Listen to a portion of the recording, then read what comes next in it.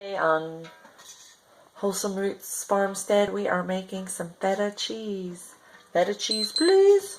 And my temperature is where it should be. Let me stop that. And my temperature that I bring my milk up to is 88 degrees again, just like with the mozzarella cheese. And that is to get it the right temperature to add my starter culture. And today our starter culture is mesophyllite. And that is from Cultures from Health. So we're going to go ahead and sprinkle that over the top of the milk and let it re-moisturize. That's not the right word, but that's what I'm using for the moment. And then once it does, I'm going to kind of fold it into the milk and gently mix it in. And then I'm going to let it sit for an hour before I move on to the next step. So after an hour of letting the culture incorporate through the milk, I'm then going to add my half a teaspoon of rennet, which has been diluted into some cool non-chlorinated water,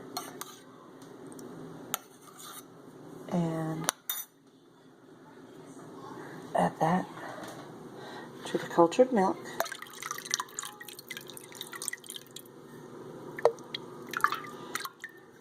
Just make sure it's incorporated.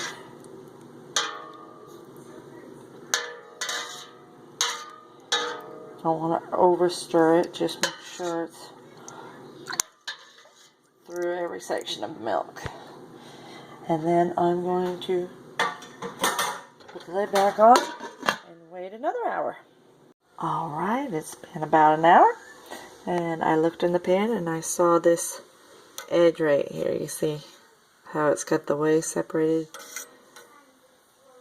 So we've got a nice separation between curds and whey.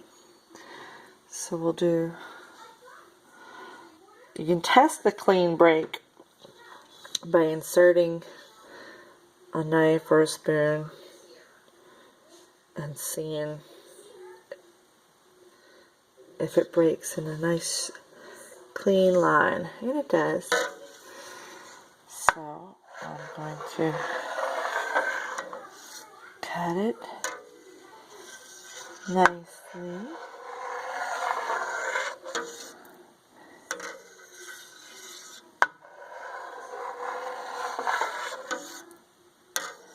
Try to stay as uniform as possible.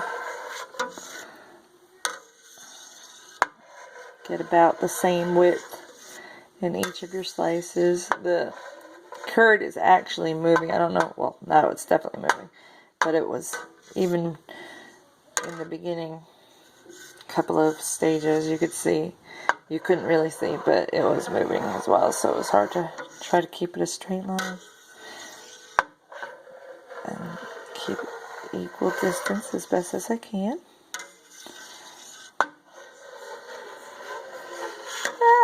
It wants to spin on me.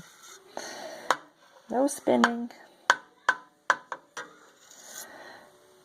It's very easy to cut through, but it's just hard to do it without spinning it. Okay, I'm going to cut it the other way as well. Across this way, and then I'm going to let it sit for 5 minutes and let those curds just adjust. Alright, so we've let them sit for 10 minutes. Then we're going to turn our temperature back on our stove top, and we're going to take temperature reading and bring it up to 90 degrees to firm up the curds. Now your temperature reading is supposed to be of the whey, not the curds. So don't try to stab any of the curds. Just go in between them. And bring it up to 90 degrees and then take it off the heat and let it rest just for a few more minutes after that. Also, you want to be sure that you slowly raise that temperature so that it doesn't scald. So just put it at a low setting, and it might take, as much as 10 or 20 minutes to bring it up to 90 degrees, even though that's a low temp.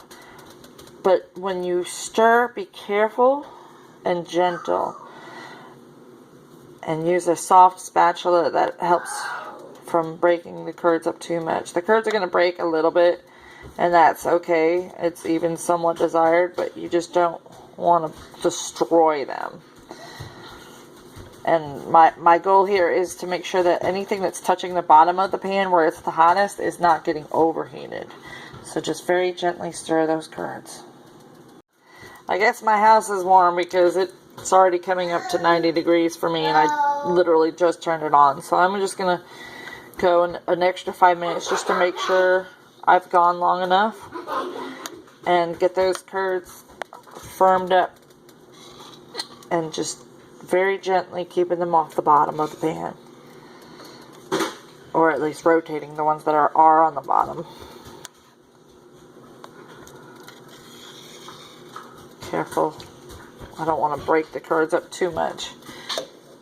Alright, I'm going to get my colander ready. I have a big metal pan I always use, my stainless steel pan, and I'll use my white colander and some cheesecloth. Actually butter muslin. Some of you might be wondering what's the difference between cheesecloth and butter muslin. This is store-bought cheesecloth. It has, let me focus, it has pretty big holes in it. And then this is butter muslin. And you see I can't get it to focus.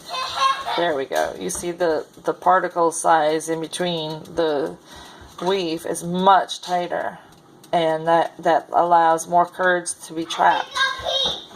And Rowan, okay, Rowan, go right away. Rowan is going to use the restroom. That's my 4-year-old. Okay, so I am going to double line it. I always double line the butter muslin, just to make sure I get the most cheese for my money. So I'm just gently spooning my curds out into the colander, lined with the butter muslin. This is like my favorite step. I love these curds.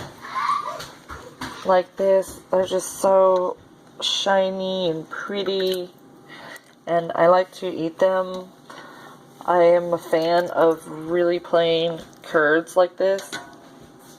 To me, they have like this creamy, real raw texture and taste. It's just, I don't know what it is. They just squishy in my mouth. So I do tend to nibble quite a bit while I scoop them out.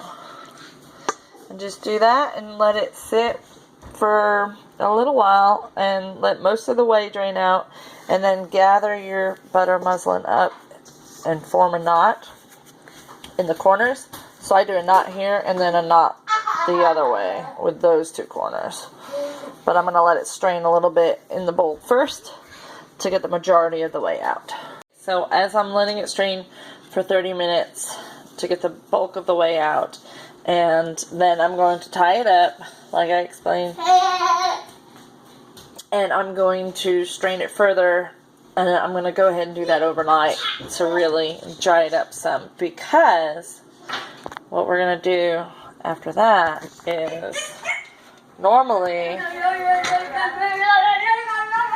I have all this whey left over that either, I can't use it all, even when I use it in the special ingredients and stuff like that. I add it to bread, whatever.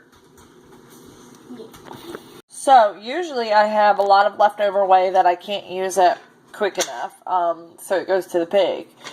Today we are going to save this whey to make a brine, because after our feta is done draining, we are then going to cut it up into squares or crumble it and put it into a brine solution. That is one of the final steps of making it into feta. So that whey is going to be put to use today. So I'll do about a quarter cup of salt to a quart of whey, and that'll make a good brine to let our feta sit in for a couple of days to a couple of weeks to really get a nice flavor to it. You can even do it for a couple of months and have it have a really nice flavor. It'll just get stronger and denser flavor as you let it mature. You see, this is just enough to let gravity pull more whey out. I didn't put it in the fridge.